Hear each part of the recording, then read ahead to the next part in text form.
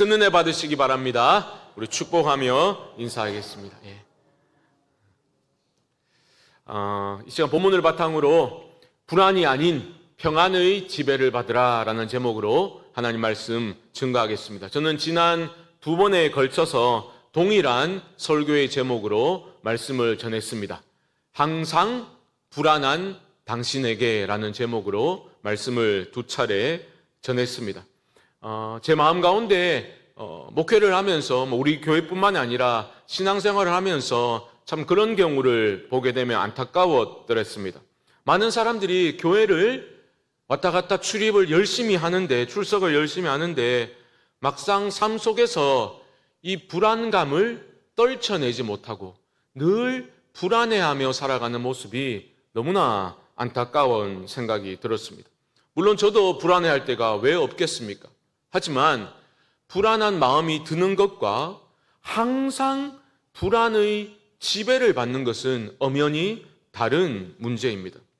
이 불안은요, 믿음과 관련된 심각한 문제라고 볼 수 있습니다. 그렇기 때문에 주님을 믿는다고 하면서도 항상 우리가 불안해하면서 살아간다면 주님은 우리를 책망하십니다.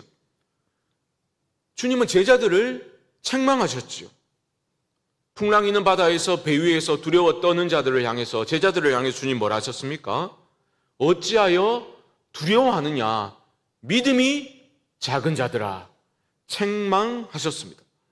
같은 배 안에 주님은 평안히 주무시고 계셨는데 주님을 흔들어 깨우면서 우리가 죽게 되었는데 왜 보살펴주지 않습니까? 라고 그렇게 야단법석을 떨던 제자들을 향해서 주님은 위로 전에 책망을 하셨습니다. 왜 두려워하느냐? 믿음이 작은 자들아. 또 마태복음 6장에서는 먹고 사는 생계의 문제로 염려하는 사람들을 향해서도 주님은 책망하셨습니다. 하물며 너희일까 보냐? 뭐라 하셨습니까? 믿음이 작은 자들아. 똑같은 표현이에요. 올리고 피스토스, 작은 믿음의 사람들. 믿음이 작은 것, 아니 믿음이 있다고 믿고 있지만 막상 현실의 어려운 문제에 부딪혔을 때 믿음이 전혀 영향력을 발휘하지 못하는 그런 모습을 주님은 책망하셨다라는 겁니다. 그러니까 우리는 이 불안이라는 문제를 다룸에 있어서 어떤 외부적인 요인과 어떤 내 주변의 환경을 탓하기 전에 이것은 믿음의 문제다라는 것을 먼저 인정하는 것이 필요합니다. 그리고 이것은 주님과 나와의 관계의 문제라는 것을 여러분 솔직히 정직하게 인식하시고 인정하셔야 되는 겁니다. 제가 주일 오후 예배 설교 시간에 말씀드렸던 것처럼 여호와를 항상 내 앞에 모시고 살아가는 자에게는 충만한 기쁨과 영원한 즐거움이 주어지는 것처럼 이 모든 것은 바로 믿음의 문제요, 곧 관계, 하나님과의 관계의 문제다라는 것을 우리는 기억해야 합니다.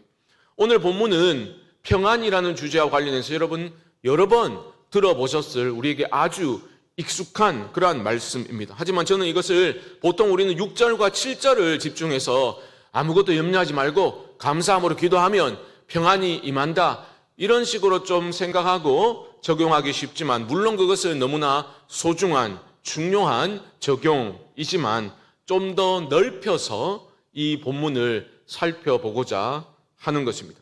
저는 세 부분으로 좀 나누어서 살펴보고 싶은데요. 먼저 세 개의 핵심어를 말씀을 드리겠습니다. 그 세 개의 단어는 기쁨, 관용, 기도입니다. 기쁨과 관용과 기도입니다. 평안의 지배를 받는 삶을 우리가 살아가기 위해서는 필요한 게 첫 번째는 뭐냐? 기쁨. 주 안에서 기뻐하는 것을 선택할 필요가 있습니다. 두 번째는 너그러운 마음으로 관용을 베풀 때 평안의 지배를 받을 수가 있습니다. 마지막 세 번째는 염려 대신에 기도할 때에 평안이 우리에게 임하게 된다라는 것입니다. 그러니까 기쁨과 관용과 기도를 여러분들이 한번 기억하시면 좋겠고요. 그것에 더해서 정말 중요한 것 한 가지는 뭐냐 하면 이 세 가지를 가능케 하는 한 가지 근거를 사도 바울이 강조하고 있음을 우리는 주목해 보아야 합니다. 우리가 기뻐하고 관용을 베풀고 또 염려하지 않고 기도할 수 있기 위해서 필요한 것은 무엇이냐? 우리에게 체험적인 확신이 있어야 됩니다. 즉 믿어야 하는데요. 무엇을 믿어야 하느냐? 바로 5절 하반절에 나와 있는 내용입니다. 5절 하반절 보시면 주께서 가까우시니라. 이것을 기억하셔야 돼요. 주께서 가까우시니라 라는 이것을 믿어야 돼요.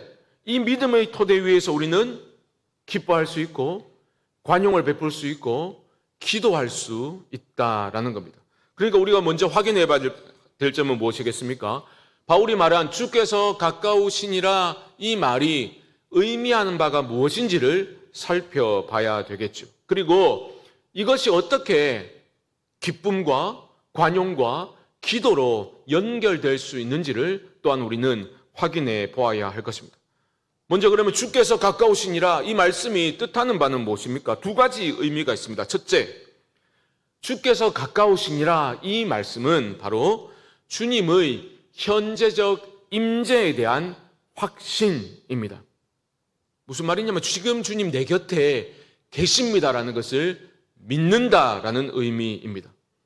내가 어디에 있든 주님이 내 곁에 가까이 계신다라는 말이 주께서 가까우시니라 라는 말씀이 의미하는 첫 번째 의미입니다. 우리가 불안을 떨쳐버리고 평안할 수 있기 위해서는 내 곁에 가까이 계신 주님을 느껴야 되는 겁니다. 마치 어린아이가 막 꿈에서 악몽을 꿔가지고 막 이렇게 괴로워하고 있을 때 엄마가 달려와서 손을 잡아주면서 괜찮아, 엄마가 여기 있어. 그럼 더 크게 울 수도 있겠지만 보통은 진정하게 되죠. 그렇죠? 엄마가 곁에 있어. 아이는 진정하게 되는 겁니다. 그런 겁니다. 성도의 기쁨이라는 것은, 평안이라는 것은 늘 강조드리지만 우리 삶의 고통이 사라져서 평안이 임하는 게 아니에요. 고통의 부재가 아니라 뭐라 했습니까? 주님의 임재가 있을 때에 평안을 누릴 수 있다라는 겁니다. 그러니까 여러분이 먼저 기억하셔야 될 것은 주께서 가까우시니라. 이것은 바로 주님이 지금 내 곁에 가까이 계신다. 주님의 현재적 임재를 의미한다. 첫 번째입니다. 두 번째 의미는 무엇이냐? 주께서 가까우시니라 라는 말씀은 다시 오실 주님에 대한 소망을 가리키는 말입니다. 우리 주님께서 다시 오신다 약속하셨지 않습니까? 재림주로 심판주로 다시 오실 때 이 억울한 많은, 모순 많은 불합리한 일들이, 부조리한 일들이 빈번히 발생하는 이 세상에 주님께서 공의로 심판하실 것이다. 그 소망을 품고 살아가는 것을 의미한다라는 겁니다. 그러니까 이 주께서 가까우시니라, 주님의 현재적 임재, 내 가까이 계신다라는 의미와 또 주님은 곧 오십니다. 다시 오실 주님에 대한 소망, 이 두 가지 의미라고 우리는 방금 확인하였죠. 그럼 이것이 어떻게 기쁨과 관용과 기도로 이어질 수 있는지를 우리는 한번 살펴봐야 될 것입니다. 먼저 4절 말씀 함께 한번 읽어봅시다. 시작. 주 안에서 항상 기뻐하라. 내가 다시 말하노니 기뻐하라. 아멘. 주께서 가까우시기 때문에 우리는 항상 기뻐할 수 있습니다. 여기서 정말 중요한 건 뭐냐? 주의해야 될 부분은 평안의 다스림을 받고 평안을 누릴 수 있기 위해서는 우리는 기뻐하기로 선택해야 된다라는 겁니다. 아까 우리 찬양 드렸잖아요. 나 기뻐하리. 뭡니까? 선택하겠다는 의미입니다. 이게 왜 중요하냐? 마음의 평안은 기쁨의 선택을 요구하고 있는 겁니다. 우리는 이렇게 생각하죠. 기쁨이라는 것은 감정적인 상태로만 우리는 생각하잖아요. 내가 선택할 문제라고 우리는 생각하지 않습니다. 그게 문제라는 겁니다. 내가 기분 좋으면 기쁜 거지. 내가 기분 안 좋으면 안 기쁜 거고. 우리는 그렇게만 생각을 한다는 거죠. 하지만 성경은 뭐라 합니까? 오늘 바울은 두 번이나 명령하고 있습니다. 주 안에서 항상 기뻐하라. 내가 다시 말하노니 기뻐하라. 기쁨을 선택하라 바울은 말하고 있습니다. 데살로니가 전서에서도 뭐라 합니까? 항상 기뻐하라. 이것이 그리스도 예수 안에서 너희를 향하신 뭐라고요? 하나님의 뜻이니라. 기쁨을 선택하는 것이 하나님의 뜻이다. 사도 바울이 강조하고 있습니다. 항상 기뻐할 것을 의지적으로 선택하라. 바울은 명령하고 있는 거죠. 내 기분 안에서 기뻐하는 게 아니라 주 안에서 기뻐하는 겁니다. 너무나 중요하죠. 내 기분 안에서가 아니라 주 안에서 기뻐하라, 선택하라 라고 말하고 있는 거예요. 주 안에서가 중요하죠. 이제는 내가 사는 것이 아니요 오직 내 안에 그리스도께서 사시는 것이라. 하나님의 아들을 믿는 믿음 안에서 살아갈 때에, 주 안에서 살아갈 때에 우리는 내가 삶 가운데 어려움이 찾아온다 할지라도 기쁨을 선택할 수 있게 되는 것입니다. 그러므로 여러분, 기분 따라서 기뻐하려고 하시면 안 됩니다. 기분 맞춰주는 거 정말 힘들어요. 목회가 왜 힘든지 압니까? 성도들 기분 맞춰줘야 되기 때문에 힘든 거예요. 여러분 각자가 웃자고 한 말이에요. 왜 인상을 왜 쓰죠? 제가 여러분 잘 못 맞춰드리잖아요. 여러분 각자가 내 기분 맞춰라 이래야 되는 게 아니라 어떻게 해야 됩니까? 주님께 맞춰져 나가야 되는 거예요. 여러분 우리 성광교회를 생각해 봅시다. 여러분 각 사람이 서로에게 야 내한테 좀 맞춰줘라, 내 기분 좀 못 맞춰주나, 이런 식으로 요구만 한다면 그 공동체 분위기가 어떻게 되겠습니까? 하지만 주 안에서 기뻐하겠다라고 선택하는 사람들이 많아진다면 우리 교회의 분위기는 훨씬 더 밝아지게 되겠죠. 이거 목사님 슬픈 일이 있는데 어려운 일이 있는데 고난 중에 있는데 어떻게 기쁨을 선택할 수 있습니까? 바울은 답합니다. 주께서 가까우심으로 기쁨을 선택해라. 물론 슬픔이라는 감정 자체를 어떻게 우리가 완전히 차단할 수 있겠습니까? 그렇지 않습니다. 하지만 슬픔과 불안과 염려와 근심, 걱정에 지배당해서는 안 된다는 말씀을 드리는 거예요. 기쁨을 어떤 상황 속에서도 하나님 우리에게 알려주시는 거예요. 주 안에서 너희는 어떤 상황에서도 기쁨을 선택할 수 있다라고 하나님은 우리에게 말씀하시는 겁니다. 주님이 내 곁에 계심을 내가 정말로 느낀다면 내가 지금 어려운 문제를 맞이했지만 기뻐할 수 있습니다. 기쁨을 선택할 수 있는 겁니다. 그렇기 때문에 성도가 누리는 기쁨은 주 안에서 누리는 어떠한 영적인 부력과 같은 거예요. 영적인 부력 같은 거예요. 여러분 물놀이 할 때 그 공 가지고 놀 때 공에 바람이 탱탱하게 들어가 있으면 어떻게 됩니까?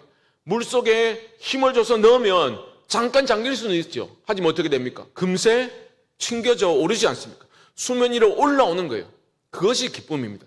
그런데 우리가 주님이 나와 함께 하신다라는 것을 확신하지 못하고 내 상황에 지배당해서 마치 그 공에 바람이 쑥 빠진 것처럼 되면 어떻게 됩니까? 힘을 별로 주지 않아도 물속에 잠겨버리게 되는 거예요. 떠오르지 않는 겁니다.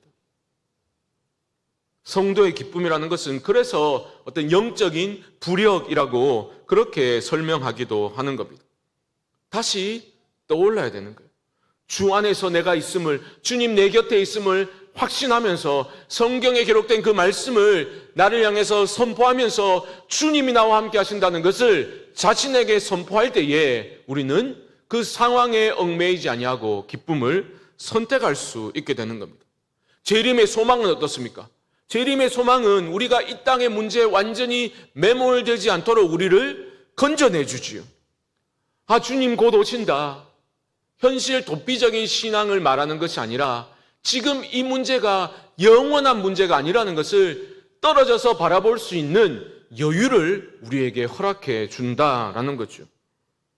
이 고난이 지나가는 것이로구나라는 것을 믿게 만들어주는 겁니다. 여유를 갖게 해주는 거예요. 다시 오실 주님에 대한 소망이 그렇게 만들어주는 겁니다. 그래서 바울이 로마서 8장 18절에서 이렇게 말할 수 있었던 겁니다. 생각하건대 현재의 고난은 장차 우리에게 나타날 영광과 비교할 수 없도다. 아멘. 주님의 임재를 확신하고 다시 오실 주님을 소망하는 성도는 현재의 고난을 견딜 수 있을 뿐만 아니라 그런 상황 속에서도 무엇을 선택한다고요? 기쁨을 선택할 수 있는 능력을 얻게 되는 것입니다. 여러분, 주님이 여러분 곁에 계심을 여러분 확신하셔야 돼요. 그리고 다시 오실 주님을 소망하셔야 됩니다. 그 확신과 소망 가운데 어떤 상황 속에서도 완전히 가라앉지 아니하고 기쁨을 선택함으로 평안을 누리실 수 있기를 주님의 이름으로 축복합니다. 둘째, 주께서 가까우시기 때문에 우리는 관용을 베풀 수가 있습니다. 관용이 뭡니까? 관용은 온유함이고 관대함이고 너그러움이고 아량과 같은 그러한 성품을 가리키는 말이죠. 상대방이 나에게 어떤 잘못을 했을 때에 너그러이 용납하고 용서할 수 있는 것이 바로 관용입니다. 너그럽고 다른 사람들을 좀 품을 수 있는 따뜻한 그런 마음이, 너그러운 마음이 관용이라면 관용을 베풀 줄 아는 사람이 평안을 누릴 수 있다는 것은 어찌 보면 너무나 당연한 말 아니겠습니까? 그렇잖아요. 뭐 조금만 건들기만 해도 막 이렇게 하는 사람이, 그렇죠? 너무 각박하고 너무너무 까탈스러운 사람은 본인도 평안을 누리지 못하고 다른 사람들에게도 평안을 끼치지 못하는 그런 사람입니다. 평안을 깨뜨리는 사람인 거죠. 그렇지 않습니까? 내가 너무 조금만 건드려도 막 금세 화를 내고 막 그런 성 많은 사람, 그런 사람이 어떻게 평안을 누릴 수 있겠습니까? 그런데 그럼 관용으로 뭐 어떻게 우리가 관용을 베풀 수 있습니까? 라고 묻는다면 바울이 말하잖아요. 주께서 가까우시니라. 무슨 말입니까? 내가 지금 주님 앞에 살아가고 있음을 알고 있는 사람은 말과 행동을 삼가하게 되겠죠. 조심하게 됩니다.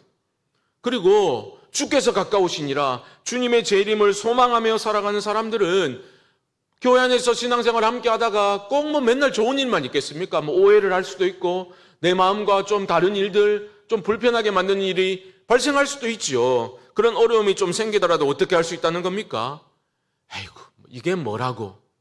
이렇게 넘어갈 수 있는 여유를 갖게 되는 거예요. 이게 뭐라고 이렇게 죽을 똥살똥 싸워야 되겠나? 우리가 훗날 저 천국에서 함께 만날 건데 이게 뭐라고? 그렇게까지 나를 세우고 싸울 필요가 있겠나? 이런 마음을 갖고 너그러이 용납할 수 있도록 그렇게 할 수가 있는 겁니다. 여러분 꼭 기억하십시오. 이것은 어려운 문제가 아닙니다. 굉장히 단순한 문제입니다. 내 마음이 여유가 있어야 평안을 누릴 수 있는 거예요. 그러므로 여러분 특별히 우리 교회 안에서 서로를 대하실 때에 좀 더 너그러이 대하는 훈련을 하셔야 됩니다. 여러분 신앙의 훈련은 다른 게 아니라 맨날 막 기도하는 건 너무 중요하죠. 하지만 서로를 대할 때에 너그러운 마음으로 대하는 훈련 또한 영적인 신앙의 훈련이다라는 겁니다. 우리는 서로에게 관용을 베푸는 그러한 모습을 회복함으로 말미암아 평안을 우리 모두가 누릴 수 있기를 주님의 이름으로 축복합니다. 마지막 셋째, 주께서 가까우시기 때문에 우리는 염려하지 아니하고 기도할 수 있는 겁니다. 6절 말씀 보십시오. 아무것도 염려하지 말고 다만 모든 일에 기도와 간구로 너희 구할 것을 감사함으로 하나님께 아뢰라. 생각해 보십시오. 지금 전능하신 주님이 내 곁에 계셔요. 가까이 계심을 확신하는 사람은 염려 대신에 기도를 선택할 수 있습니다. 왜요? 주님 내 가까이 계실 뿐만 아니라 가까이서 내 어려움을 아심을 알기 때문입니다. 이 어려움을 알고 계시고 내가 인내하며 견뎌낼 수 있도록 나와 함께 하심을 믿기 때문에 그 주님께 이 어려움을 기도로 아뢰 수 있는 겁니다. 내 곁에서 나를 바라보고 계실 뿐만 아니라 나의 작은 신음소리에도 가까이서 응답하시는 주님이 바로 나의 주님이심을 믿기 때문에 염려 대신에 기도를 할 수 있다라는 것입니다. 그러므로 성도에게 있어서 염려의 반대말은 기도입니다. 염려의 반대말은 기도인 거예요. 특별히 주님의 임재에 대한, 내 곁에 계신 주님의 그 임재에 대한 확신과 다시 오실 주님을 소망하는 마음이 있다면 우리는 그 모든 염려거리들을 기도의 제목들로 전환할 수 있어야 할 것입니다. 사랑하는 성광의 성도 여러분, 주님이 다 아십니다. 그리고 주님은 지금 이 시간 여러분 곁에 계십니다. 그 주님을 바라보시기 바랍니다. 괴로울 때 눈을 들어 주님의 얼굴을 바라보시기 바랍니다. 그리고 그 주님께 아뢰시기 바랍니다. 반드시 여러분들을 주께서 붙들어 주실 줄 믿습니다. 그런데 바울은 모든 일에 범사에 아뢰라, 간구하라 라고 말하면서 뭐라고 말하고 있습니까? 어떻게 아뢰라고요? 감사함으로 아뢰라. 너희 구할 것을 감사함으로 하나님께 아뢰라 말하고 있습니다. 저는 정말 믿어요. 범사에, 모든 일에 감사함으로 하나님께 아뢰일 수 있는 성도는 정말 복받은 성도입니다. 범사에 감사함으로 아뢰일 수 있다. 이게 왜 복받은 성도입니까? 하나님의 그 선하심을 신뢰하는 믿음이 있는 사람이기 때문입니다. 이 믿음이 없으면 어찌 우리가 모든 일에 감사함으로 하나님께 아뢰일 수 있단 말입니까? 그럴 수 없는 거예요. 하지만 하나님의 선하심을 믿는 거예요. 믿기 때문에 감사함으로 아뢰일 수 있는 겁니다. 이런 사람은 내가 기도하는 대로 하나님이 응답하시지 않더라도 감사함으로 아뢰일 수 있습니다. 왜요? 내가 원하는 대로 응답하시지 않더라도 하나님은 나를 가장 사랑하는 방식으로 응답하실 것을 믿기 때문입니다. 내가 바라는 대로 응답되지 않아도 하나님 나를 사랑하시고 하나님 선하시고 하나님 오르시니 나를 가장 사랑하시는 방식으로 하나님 반드시 응답하실 거야. 그 확신 가운데 감사함으로 기도할 수 있게 되는 겁니다. 믿음이 있어요. 하나님이 나를 나보다 더 잘 아시는데, 하나님이 나보다 나를 더 사랑하시는데 내가 어찌 감사함으로 신뢰하는 기도를 올려드릴 수 있지 않겠는가? 감사함으로 기도하는 거예요. 그리고 하나님 그 기도를 기뻐하시죠. 하나님의 선하심을 믿고서 내 삶이, 내가 다 이해할 수 없는 이런 상황에 내가 놓인다 하더라도 내 삶이 선하신 하나님의 손 안에 있음을 믿고 기도하는 사람을 하나님이 어찌 기뻐하시지 않겠습니까? 어찌 그런 기도하는 자에게 하나님이 복 주시지 않겠습니까? 반드시 복을 주실 줄 믿습니다. 그렇기 때문에 그런 감사의 기도를 하는 것, 그런 감사의 기도는 하늘의 평안으로 인도하는 관문과 같은 거예요. 그게 마지막 7절의 말씀이죠. 7절 보십시오. 그리하면 모든 지각에 뛰어난 하나님의 평강이 그리스도 예수 안에서 너희 마음과 생각을 지키시리라. 아멘. 그리하면, 즉 염려 대신에 감사함으로 하나님께 아뢰면 하나님의 평강이 너희 마음과 생각을 지켜주신다 말하고 있습니다. 그런데 그 하나님의 평강, 하나님의 샬롬, 그 하늘의 평안은 어떤 평안입니까? 모든 지각에 뛰어난 평강이죠. 모든 지각에 뛰어난이라는 뜻은 인간의 모든 이성과 이해를 초월하는 평안이라는 뜻입니다. 세상은 결코 이해할 수 없어요. 인간의 이성으로는 결코 이해할 수 없는 하늘의 평안이 임하는 겁니다. 그 평안이 우리의 마음과 생각을 지켜주는 거죠. 지켜주는 것. 그러니까 이 말이 바로 설교의 제목 그대로입니다. 하늘의 평안이 임할 때 평안의 다스림을 받는 거죠. 평안의 지배를 받게 되는 겁니다. 불안이 아니라 평안의 다스림을 받는 겁니다. 그리스도 예수 안에서 평안의 다스림을 받게 되는 겁니다. 어떤 식으로 이런 일이 일어나게 됩니까? 우리로 하여금 성령께서 확신케 만들어 주십니다. 내 삶은 하나님의 선하신 뜻 안에 있다. 그분의 전능하신 손 안에 내 삶이 있다. 그리고 내 삶은 하나님의 그 이야기 속에 속해 있다는 확신을 성령께서 깨닫게 하시죠. 그러니까 상황이 어려워도 평안을 누릴 수 있게 되는 것입니다. 오늘 우리 김성필 장로님 담관암 수술을 받으셨는데, 원래는 이제 면회나 이런 것들이 어렵다고 생각해서 전화로 이제 마지막 수술 전에 기도를 하려고 했는데, 장로님께서 전화 주셔가지고 통화하는 중에 목사님 한번 보니까 면회도 되고 하는데 채플실에서 만나서 한번 기도해 주시면 좋겠다. 장로님 그렇게 말씀하셨어요. 저 너무 감사했어요. 그래서 예, 너무 좋지요. 그래서 우리 교구 목사님하고 우리 황 장로님하고 같이 그렇게 해가지고 어제 오후에 가서 기도를 했습니다. 제가 그때 짧게 채플실에서 이사야 41장 10절 말씀을 읽어드렸어요. 두려워하지 말라, 내가 너와 함께 함이라.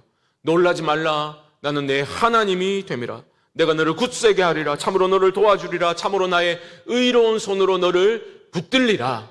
너무나 잘 아시는 말씀이지만 장로님, 이 말씀을 장로님에게 주신 하나님의 음성으로 받으십시오. 제가 그렇게 말씀드렸어요. 장로님의 지난 삶을 돌아보십시오. 여기까지 온 것도 하나님의 은혜 아니었습니까? 이후의 삶도 하나님께서 인도해 가실 것을 우리는 믿습니다. 그렇게 말씀으로 권면을 드렸습니다. 그런 믿음이 있을 때 어려운 상황에도 평안이 임하게 되는 거죠. 세상이 이해할 수 없는 그러한 신비로운 일입니다. 우리 모두가 예수 그리스도의 그 예수 그리스도 안에서 하나님께서 우리를 위해 행하신 그 하나님의 은혜의 이야기를 늘 기억해야 돼요. 어떤 상황에서도 하나님의 선하심을 신뢰하는 그 믿음으로 평안의 지배를 받는 우리 모두가 될 수 있기를 주님의 이름으로 축복합니다. 말씀을 정리해 봅시다.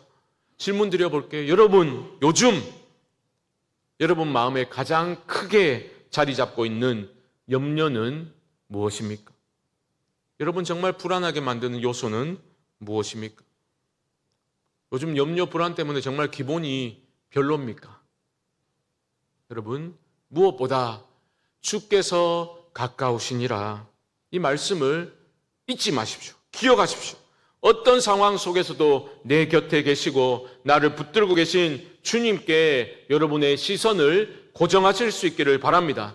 그리고 다시 오실 주님을 소망 가운데 기다리며 이 땅의 현실과 상황에 매몰되지 마시기 바랍니다. 바울은 말합니다. 주 안에서 항상 기뻐하라. 내가 다시 말하노니 기뻐하라. 내 기분 안에서가 아니라 주 안에서 기뻐하실 것을 결단하시고 기쁨을 선택하실 수 있기를 바랍니다. 기쁨은 주 안에서 작용하는 영적인 부력과 같다 하였습니다. 여러분, 가라앉지 마세요. 다시 일어서실 수 있기를 바랍니다. 둘째, 주께서 가까우심으로 여러분 관용을 베푸는 삶을 살아가십시오. 특별히 교회 공동체 안에서 서로를 용서하고 용납하고 좀 너그러운 마음으로 대하시기 바랍니다. 우리 다 훗날 우리에게 구원 얻는 믿음이 있다면 우리는 훗날 저 천국에서 다 함께 만나게 될 것입니다. 그러니까 너무 각박하게 굴지 마시고 넓은 마음으로 대하시기 바랍니다. 사랑하며 살기도 바쁜 세상에 미워하고 트집 잡는데 시간 낭비하지 마시기 바랍니다. 관용을 베풀 때 나도 평안을 누릴 수 있는 것이기 때문입니다. 마지막 셋째, 염려 대신 감사의 기도를 통해서 평안을 누리셔야 합니다. 하나님의 선하심을 신뢰하는 그 믿음으로 여러분의 모든 염려를 하나님께 맡겨드리시기 바랍니다. 우리가 왜 염려합니까? 염려는 뭡니까? 염려는 내가 통제할 수 없는 것들을 자꾸만 통제하려는 시도라고 할 수 있는 거예요. 여러분 삶을 돌아보십시오. 여러분 삶 속에서 여러분들이 통제할 수 있는 게 많이 있습니까? 많이 없어요.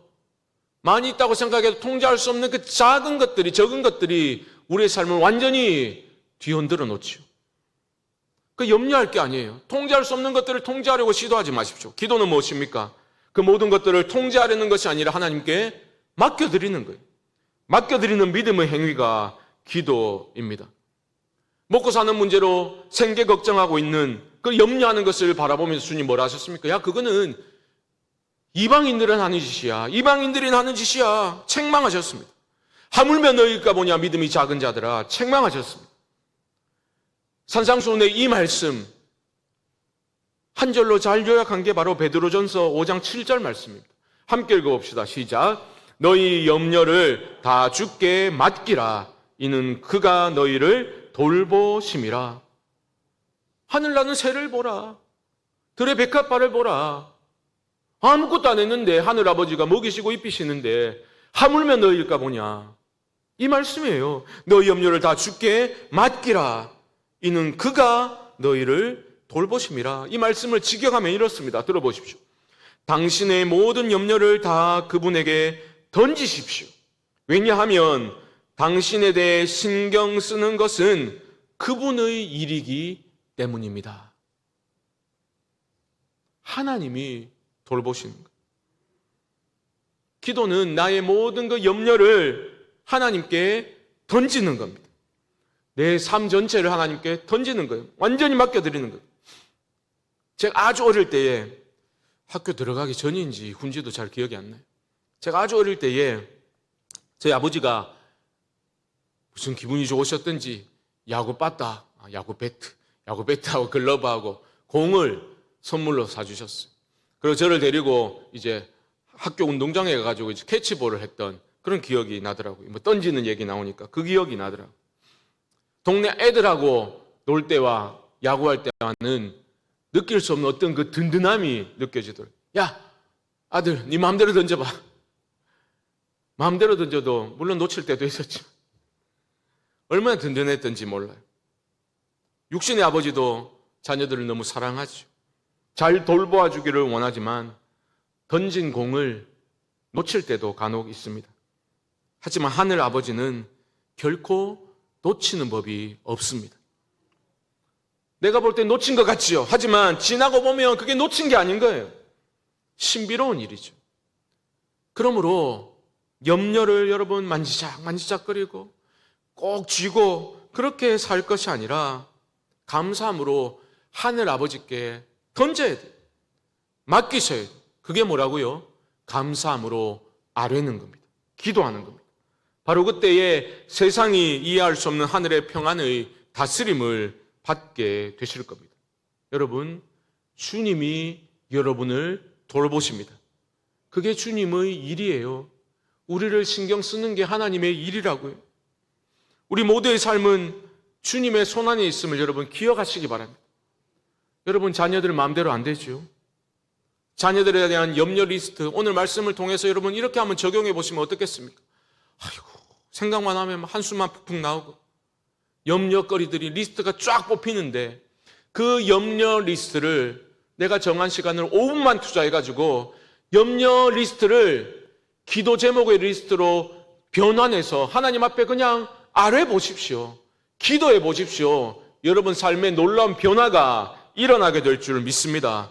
감사함으로 하나님의 선하심을 신뢰하는 믿음으로 그렇게 아뢰일 때에 하나님께서 하나님의 그 평강으로 여러분의 마음의 생각을 지켜주시고 평안의 다스림을 받게 하실 줄 믿습니다. 오늘 이 말씀을 여러분을 향한 말씀으로 꼭 받으시고 불안의 지배가 아니라 평안의 지배를 받는 모든 성도님들 되시기를 주님의 이름으로 간절히 축원드립니다.